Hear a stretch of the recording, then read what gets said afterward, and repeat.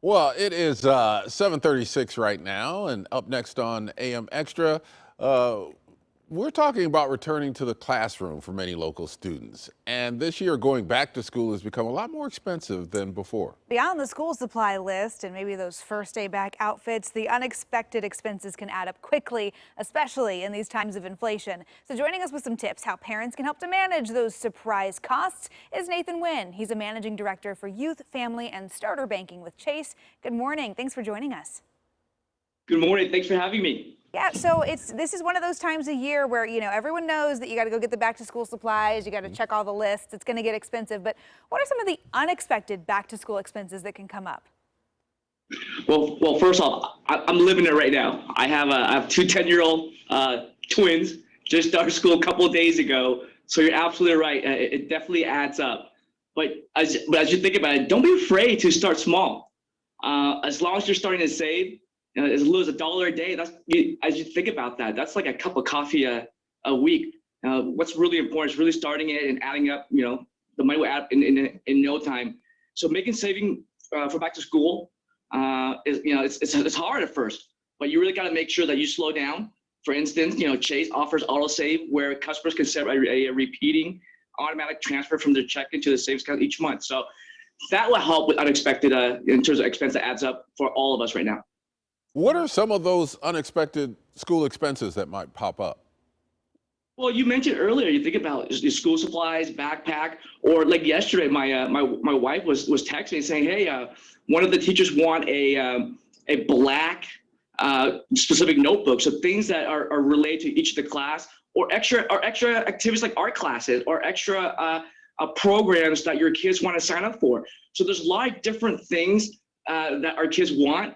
But the most important piece is how do we slow down and start saving so that way we can prepare for the unexpected expenses.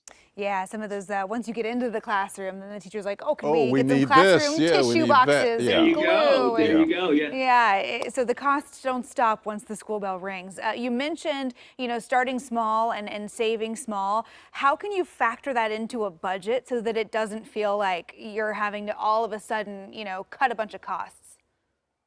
Well, it goes back to depends on the age of your child, and you really kind of plan ahead. I know that planning sounds very simple, but it really requires discipline. It's just like for all of us here, every morning we get up, we tell ourselves that we want to get fit, but it requires discipline and planning, and that's what I mentioned earlier. One of the great things about our firm here at JP Morgan, we offer auto save, but we just got to make sure we start small and plan ahead.